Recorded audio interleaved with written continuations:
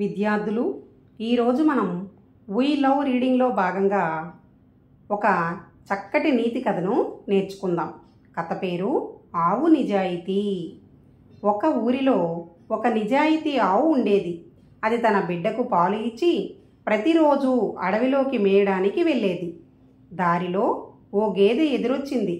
దయచేసి అడవిలోకి వెళ్ళకు, ఓ పులి తిరుగాడుతున్నది, జాగ్రత్త అంటూ సలహా చెప్పింది. ఒక ఊరి ఉంది.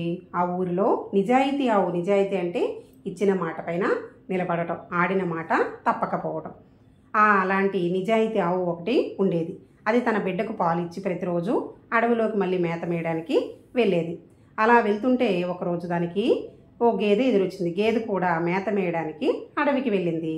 ఆ గేదె దానికి ఎదురొచ్చి చెప్పింది. ఏమని చెప్పింది? దయచేసి అడవిలోకి వెళ్ళకు, ఓ పులి తిరిగాడుతున్నది, జాగ్రత్త అంటూ చిన్న సలహా ఒకటి ఇచ్చింది. అంతేకాకుండా ఏమని చెప్పింది? పైగా తాను పులి గాండ్రింపు విన్నానని చెప్పింది. సరేనంటూ కొంచెం ముందుకు వెళ్ళిందో లేదో పొదల చాటును నుంచి ఓ పులి వచ్చి ఆవు మీదకు దూకింది. దూకడం కూడా దాని మెడ మీదకు దూకింది. గేదె ఏమని చెప్పింది? పులి తిరుగాడుతుంది, అంతేకాకుండా నేను దాని గాండ్రింపు కూడా విన్నాను, నువ్వు చాలా జాగ్రత్తగా ఉండు, లోపలికి వెళ్ళకు, అడవి లోపలికి అని చెప్పింది. అలా చెప్పింది లేదు, ఆవు కొంచెం ముందుకు వెళ్ళింది. వెళ్ళిన వెంటనే పొదల చాటులో పెద్ద పులి ఉంది. ఆ పులి వచ్చి ఆవు మీదకు దూకింది. దూకడంతోనే ఏ విధంగా దూకింది? ఆవు మెడ మీదకి దూకిందనమాట. మెడ పట్టింది. ఎందుకు? మెడ పట్టుకుందనుకోండి, ఆవు తప్పించుకోవడానికి వీలుండదు కాబట్టి కరెక్ట్గా మెడపైకి దూకింది.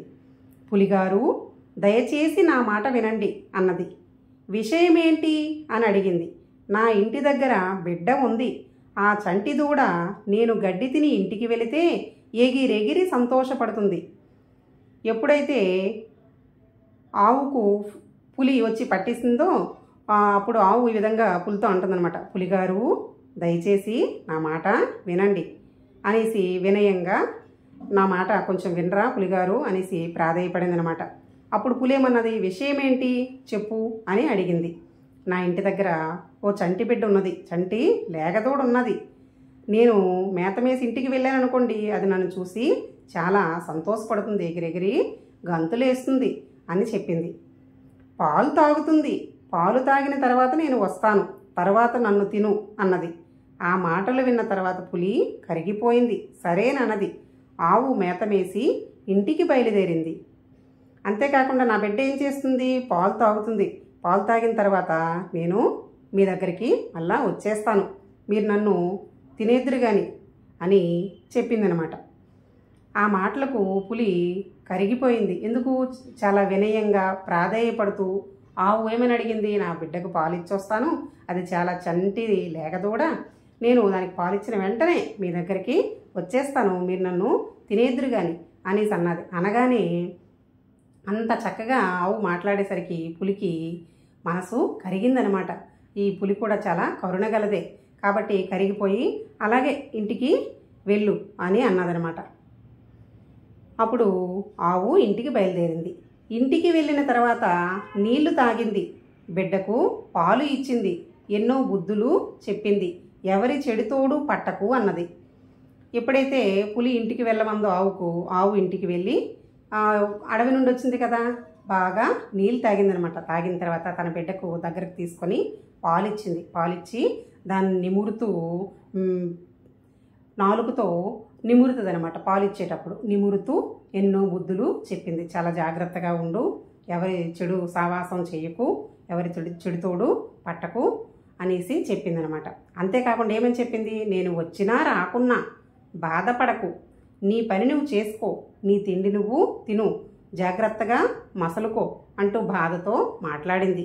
తిరిగి అడవిలోకి బయలుదేరింది. అంతేకాకుండా ఇంకేమని చెప్పింది? నేను వచ్చినా రాకపోయినా సరే నువ్వు బాధపడకు, నీ పని నువ్వు చేసుకో, నీ తిండి నువ్వు టైంకి తినే, జాగ్రత్తగా అందరితో జాగ్రత్తగా మసలుకో, చాలా జాగ్రత్తగా ఉండు అని అడవిలోకి మళ్ళీ పులి బయలుదేరింది. రాత్రి సమయం అవుతుంది, జాగ్రత్త అడవిలోకి అంటూ మిగిలిన ఆవులు గేదెలు అన్నవి. ఆ మాటలేవి పట్టించుకోకుండా అడవిలోకి వెళ్ళింది. పులి దగ్గరకు వెళ్ళింది.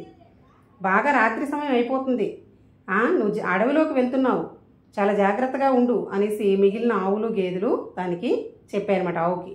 ఆ మాటలేవి ఆవు చెవిన పడకుండా ఆవు తనిచ్చిన మాట ప్రకారం బిడ్డకు పాలిచ్చింది. పాలిచ్చి తన మాట నిలబెట్టుకోవడం కోసం పులి దగ్గరకు బయలుదేరిందనమాట.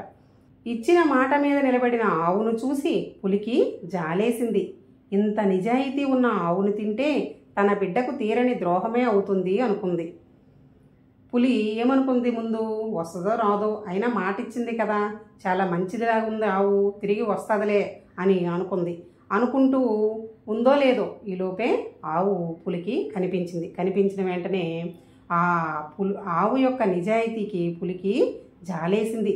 అబ్బా, ఇచ్చిన మాట మీద నిలబడి ప్రాణాన్ని కూడా లెక్క చేయకుండా ఆవు నా దగ్గరికి వచ్చింది. అంత చిన్న లేగదూడ ఉంది, దాన్ని కూడా విడిచిపెట్టి నా దగ్గరికి వచ్చింది. అలాంటి నిజాయితీ గల ఆవును తింటే నాకు తన బిడ్డకి నేను తీరని ద్రోహం చేసిన దాన్ని అవుతాను అని అనుకుంది. అని ఏమని చెప్పింది, ఇంటికి వెళ్ళి నీ బిడ్డతో నువ్వు బతుక్కో అంటూ విడిచిపెట్టింది ఆ పులి. ఆవు తన యొక్క నిజాయితీతో క్రూరమైన పులి దగ్గర నుండి తన ప్రాణాలను తాను కాపాడుకోగలిగింది. అంటే ఈ కథ నుండి నిజాయితీ అనేది ఎంత గొప్పది అనేది ఈ కథలో మనకి అర్థమవుతుంది. కాబట్టి ప్రతి ఒక్కరం కూడా నిజాయితీగా జీవిద్దాం.